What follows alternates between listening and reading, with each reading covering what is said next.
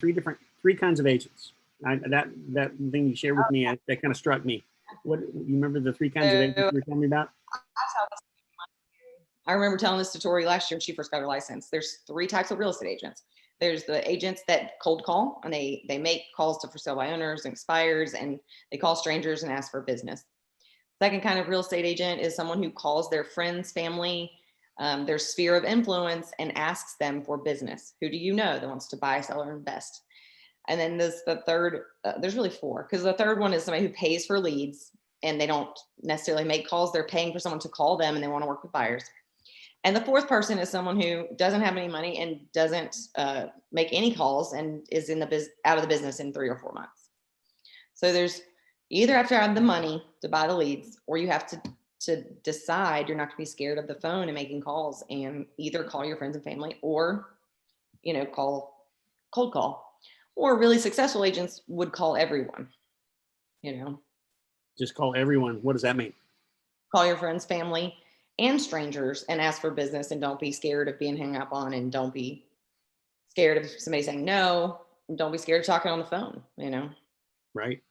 How do you see phone and Facebook going together? Are you doing much with Facebook and connecting with folks there as well? So yeah, so I think I was telling you this as well. I use my personal page a lot for business, within reason. So I'll post real estate posts on my personal page. Maybe there was a closing, maybe there was a big listing I want to share, but I'll also post things about myself and my family, so that someone's not getting inundated with just, God, all this person does is real estate, and they don't see a human side of it. I mean, definitely use a business page, have a business page, but at the same time, you're going to get more valid leads from actual people who are friends with you on Facebook. Right. And I found that to be true. I don't know if I've ever had a valid Facebook lead from my marketing attempts, which I do. I use it to market my listings and push things out. But it's more like you can target friends of friends. And I know I'm friends with 3,000 realtors. So it's likely that their friend sees my listing and then they schedule a showing. So that's the way I use that marketing piece. But I've gotten tons of business from a friend messaging me on Facebook. Hey, it looks like you're doing really well. I'd love for you to help me. We're thinking about buying a house, or thinking about selling my house. Would you like to come over and take a look? So I would usually utilize Facebook in that manner. And then we had spoke about Instagram and how it's not my favorite, but I'm starting to use it more. The biggest subset of buyers right now are these millennials, and they're all on Instagram. They don't even like Facebook. They don't have it. So you really got to get comfortable, at least with putting yourself out there, at least to kind of market. Even if you're not using it full time, I think it's important to at least post once a week on Instagram, something about buying a home or something about real estate.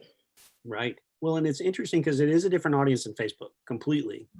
But the kind of engagements you get, I mean, and really the differences between the stories, out of sight's out of mind, and staying visible and consistently visible. Do you have a routine of how you, I know you're not a huge time blocker, you do some scheduling, but what's your flow on social? I see you posting some things and you look like you're having fun, and also doing some cool stuff with the marketing on the listings as well. Yeah, I mean, I try to do at least have a post for each listing when I first take it.